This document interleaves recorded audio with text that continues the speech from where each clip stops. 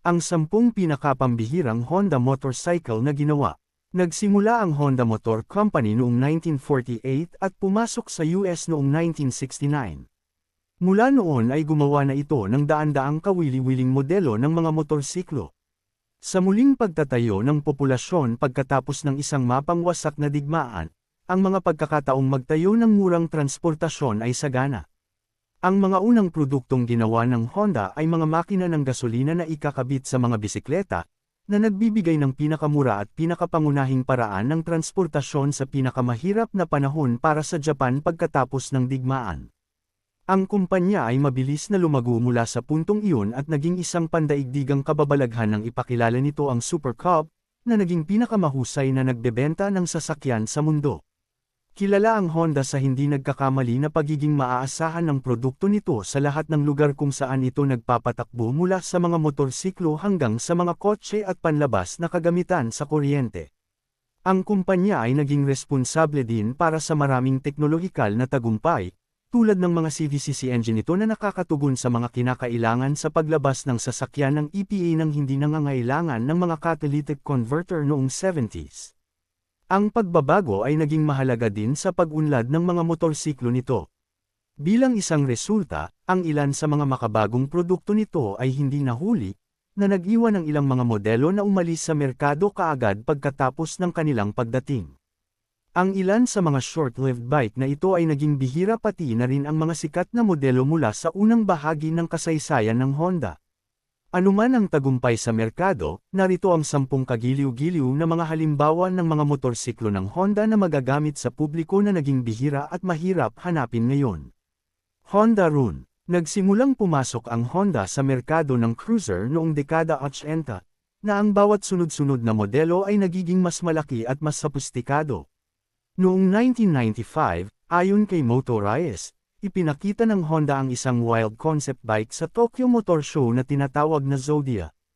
Hindi tulad ng napakaraming konsepto na nahuhulog sa mga ordinaryong sasakyan o hindi napupunta kahit saan, ang Honda ay nagpatuloy sa pagbuo ng makinang ito hanggang sa ilabas nito ang Run bilang isang tunay na halo na sasakyan na manggana sa hanay ng mga motorsiklo at mapresyo ng mas mataas kaysa sa anupaman. Ang Run ay isang malaki, malawak, at mabigat na cruiser na binuo na may mga dumadaloy na kurba at walang patid na mga linya na may maraming chrome at halos walang nakalantad na mga bahagi. Pinili ng Honda ang 1.8 litro na flat 6 mula sa Goldwing kaysa sa isang V-twin dahil sa superior na lakas at kinis ng makina. Gayunpaman, gumamit ang Run ng 6 na throttle body sa halip na 2 para sa higit na lakas. Ang huling produkto ay isang magandang makina na may advanced na teknolohiya, kabilang ang isang natatanging suspensyon na nag-aalok ng mahusay na kontrol habang pinapanatili ang isang maayos na biyahe. Kahit saan ka tumingin sa isang Run, makikita ang mga katangi-tanging detalye at pagkakayari at hindi pa rin ito katulad ng anumang Honda na ginawa bago o pagkatapos. Ang Run ay nagbenta ng bago sa halos $30,000 noong 2004, at ito ay nawala ng budget para sa karamihan ng mga mamimili ng motorsiklo. Higit pa rito, ang mga pagtatansya ng gastos ng Honda sa pagtatayo ng Run ay tumatakbo mula $100,000 at pataas. Ibig sabihin, ang Honda ay nawala ng $75,000 o higit pa sa bawat benta. Honda Juno K. Gaya ng naunang nabanggit, nagsimula ang Honda na gumawa ng mga makina para sa mga motorized na cycle noong 1948, ngunit noong 1954, ang kumpanya ay nagkaroon ng unang regular na two-wheeler na handa para sa pampublikong konsumo, ang Juno K. Ang unang bike nito ay isang scooter na sa lahat ng paraan ay produkto ng ang mga panahon kung kailan ito itinayo. Ang mga pagtutukoy para sa unang pagtatangka na ito ay medyo mahusay, na ang makina ay ang una ay isang 4-stroke 198cc unit na gumagawa ng 7 horsepower at kalaunan ay binago sa isang 220cc unit na gumagawa ng 9 horsepower, sa pamamagitan ng Honda Classics. Ipinadala ang kuryente sa likurang gulong sa pamamagitan ng manual transmission at ang Juno ay dumating na may electric start, isang pambihira para sa anumang motorsiklo sa araw na iyon. Bagamat ito ay disenteng gamit, ito ay mabigat at hindi maganda ang pagganap, at nagdusa din ito sa pagkakaroon ng napakaraming mekanikal na isyu na naging sanhi ng labis na pagbabayad ng Honda sa mga claims sa warranty. Iba talaga ang styling nito. Ang Honda ay isang maagang gumagamit ng paggamit ng fiber-reinforced plastic aka fiberglass, upang likhain ang katawan ng Juno at na nagbigay daan sa kumpanya na bigyan ito ng kakaibang hitsura ng edad ng jet, na umaayon sa estilo ng mga Cadillac noong araw sa kanilang malalaking palikpik sa buntot, at jet-inspired na mga disenyo. Ang Juno ay tumagal lamang ng ilang taon kung saan ang Honda ay gumagawa ng humigit kumulang 6,000 na mga unit sa kabuuan. Sa pamamagitan ng Bicurious, ito ay ibinenta pangunahin sa loob ng bansa at maaaring mahirap hanapin sa labas ng Asia. Honda MVX 250. Ang Honda ay may mahabang kasaysayan ng pagbabago sa pagbuo ng mahuhusay na 4-stroke na makina at pinipili lamang na bumuo ng 2-stroke kung saan wala ng iba pang magiging mapagkompetensyang produkto. Gayunpaman, hindi nito kailanman napigilan ang kumpanya mula sa pagbuo ng isang mahusay na 2-stroker, kabilang ang ilan sa mga pinakamatagumpay nitong dirt bike.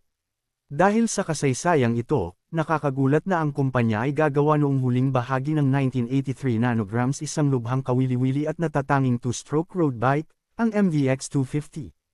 Bagamat ang trend patungo sa 2-stroke engine sa mga street bike ay halos namatay noong 70s, ilang serye ng karera ang nagsasangkot pa rin ng ganitong uri ng makina, at ang Honda ay palaging nagsusumikap na makipagkompetensya sa track. Sa pag-iisip na iyon, ang kumpanya ay nagpatuloy na bumuo ng mga makina na nakatuon sa track para sa mga makina ng kompetisyon nito, at hindi bababa sa isa ang pumunta sa mga dealership sa Japan. Ang MVX 250 ay isang 3-cylinder 2-stroke na may mga cylinder na nakaayos sa isang V, na may dalawang pasulong at isa ay nakaharap sa likuran sa 90 degrees, sa pamamagitan ng timeless 2 wheels. Ito ay isang napaka-cool na makina na nakasuot ng mga panel ng katawan na gayahin ng mga bagong CBR superbikes ng araw, bagamat mayroon itong trio ng expansion chambered exhaust pipe na nakausli mula sa ibaba ng upuan. Sa kabila ng kaakit-akit na hitsura nito at medyo mahusay na 40 horsepower, ang kakaibang 3 silindro na setup ay may kahinaan na nagdulot ng kumpletong pagkabigo ng makina. Sa halip na inhinyero ang isang solusyon, inalis ng Honda ang modelo pagkatapos lamang ng isang taon. Honda RC213 VS. Ang pinakasopistikado at pinakamabilis na mga motorsiklo ay matatagpuan sa mga track ng karera, na nakatutok sa pamamagitan ng isang pangkat ng mga profesional, at sinasakyan ng mga hineteng may mahusay na kasanayan. Sa pagdami ng mga ibinebentang superbike, maaaring isipin ng ilan na ang mga ito ay bersyon ng kalye ng mga bisikleta na ginagamit para sa karera, ngunit iba ang mga ito at halos hindi kasing lakas. Noong 2015, gumawa ang Honda ng espesyal na edisyon ng motobike nito na sinakyan ng championship rider na si Marc Marquez na tinawag na Honda RC213 VS. Ang orihinal na modelo ng Motog Racer ay RC213V at ang idinagdag na S ay tumutukoy sa bersyon ng consumer.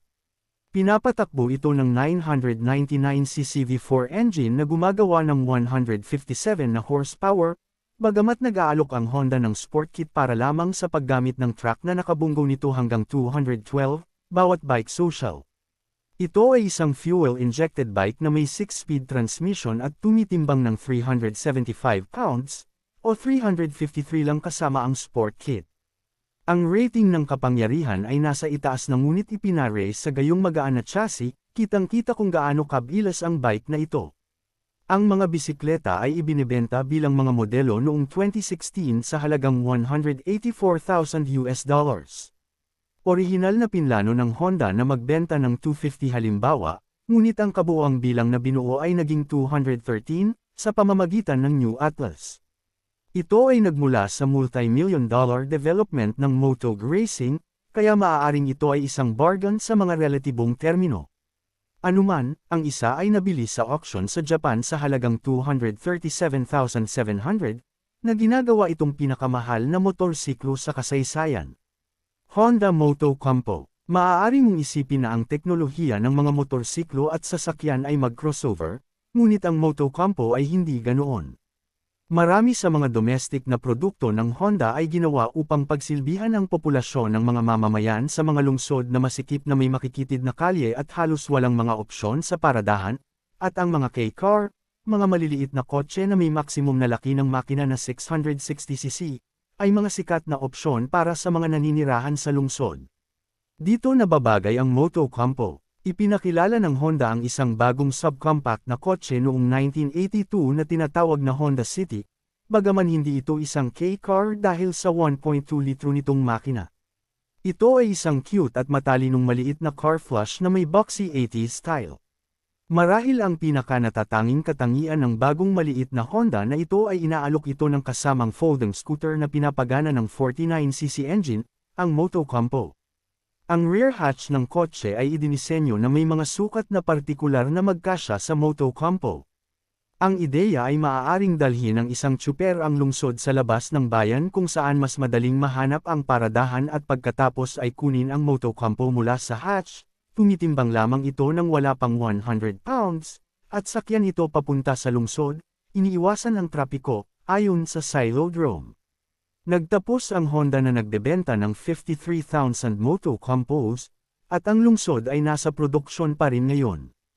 Ang Moto Compo ay hindi bihira sa karamihan ng mga pamantayan, ngunit ang produksyon ay pangunahing inilaan para sa lokal na merkado, na ginagawa itong isang pambihirang tanawin sa karamihan ng mga lansangan ng Amerika. Honda Gyro. Ang pambihirang Honda entry na ito ay may 3 wheels at pansamantalang matatawag na motorsiklo. Ito ay ginawa sa parehong pabrika tulad ng iba pang mga motorsiklo ng Honda at ito ay gumagamit ng isang sinubukan at totoong Honda 49cc 2-stroke na makina. Sa harap na dulo ng isang scooter na sinusundan ng isang ehe na may 2 gulong sa likuran, ang kalahati sa harap ay tumagilid habang ang ehe ay nananatiling paalang sa kalsada. Ang Gyro ay talagang isang acronym para sa Great Your Recreational Original.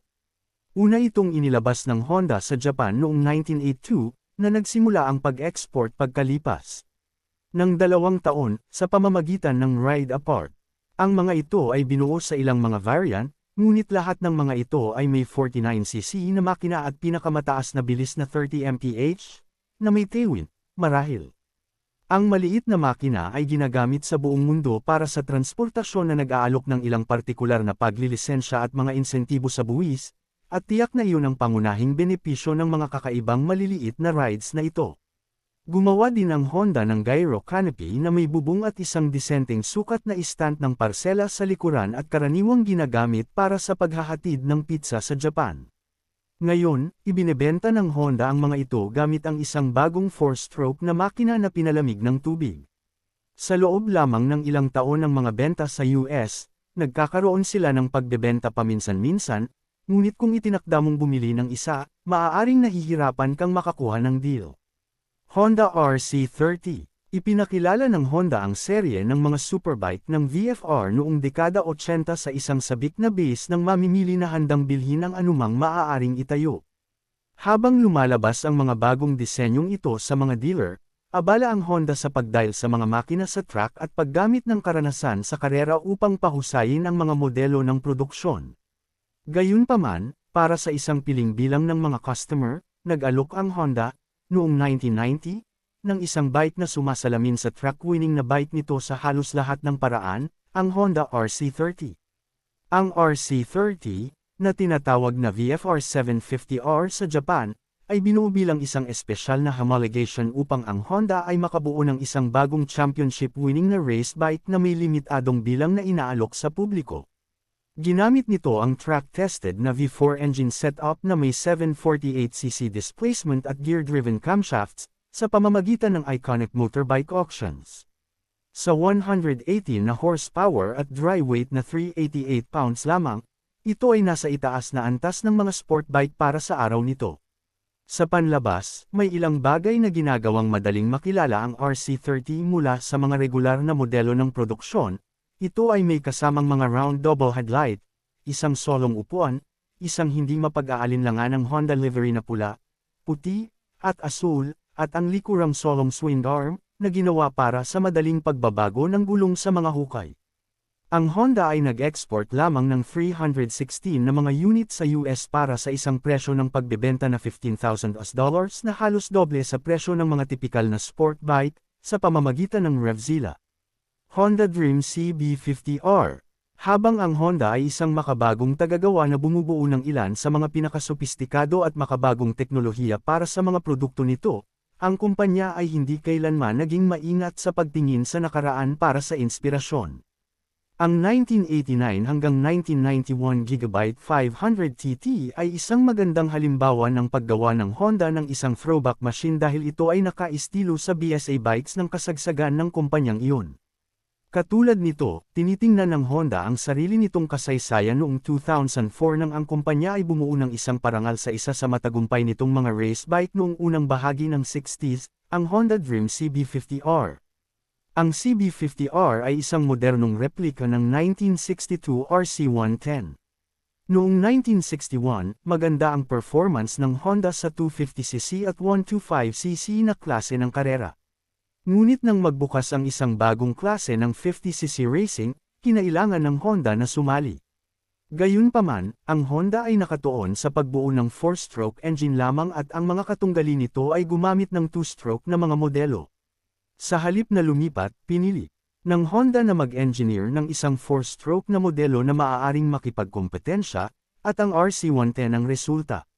Kahit na ang bike ay mahusay na inhinyero at gumawa ng hanggang 9 horsepower sa 14,000 revamp, kumuha lamang ito ng isang titulo noong 1962, sa pamamagitan ng Silodrome. Ang RC110 ay isang engineering accomplishment na mayroon pa ring espesyal na lugar sa Honda Racing, at ang Dream CB50R ay itinayo bilang isang modernong track-only na modelo na limitado sa kabuoang produksyon na 440. Karamihan sa mga ito ay hawak ng mga collector, ngunit kamakailang mga benta ng isang ang ilan sa kanila sa Bring a Trailer ay karaniwang nagtatapos ng malapit sa $10,000. Honda NR750. Habang ang Honda ay nakahanap ng malaking tagumpay sa mga modelo ng karera at produksyon kasama ang V4 engine setup nito, ang kumpanya ay patuloy na itinulak ang Sobre na may engineering at pag-unlad. 2 taon lamang matapos ilabas ang limitadong produksyon na RC30 Superbike, nagtayo at nagbenta ito ng limitadong bilang ng mga modelong NR750. Ang NR750 ay isang hindi kapani-paniwalang advanced na makina para sa oras, ngunit ang tampok na ginawa itong kakaiba sa lahat ng mga motorsiklo na ginawa ay nasa loob ng makina. Bagamat nagtatampok ito ng V4 setup tulad ng iba pang mga sport bike ng Honda, ang mga piston ay hugis itlog, na nagbibigay daan sa puwang na gumamit ng 8 balbula bawat silindro, o 32 sa kabuuan. Ang makina ng NR750 ay ginagawa itong isa sa isang uri at isang lubhang kanais-nais na makina ngayon. Ang mga oval na silindro ay orihinal na binuo ng Honda para sa karera sa pamamagitan ng paggawa ng isang 4-cylinder na 4-stroke na makina na maaaring makipagkumpetensya sa mga 2-stroke na bisikleta na nang ibabaw sa larangan, bawat timeless 2 wheels. Ang setup na ito ay nagpapahintulot para sa higit pang mga balbula, na nangangahulugan ng mas mataas na compression at mas mataas na airflow ay posible, sa huli ay humahantong sa mas mataas na power output.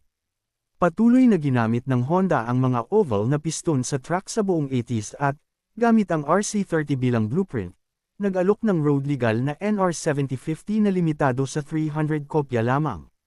Itinampok din ng NR750 ang electronic fuel injection, digital screen, at carbon fiber bodywork. Ito ay kabilang sa mga pinakakomplikadong makina na magagamit sa panahon nito at ibinibenta sa halagang $60,000 noong 1992 dolyar, bawat Cycle World. Honda CB750-54.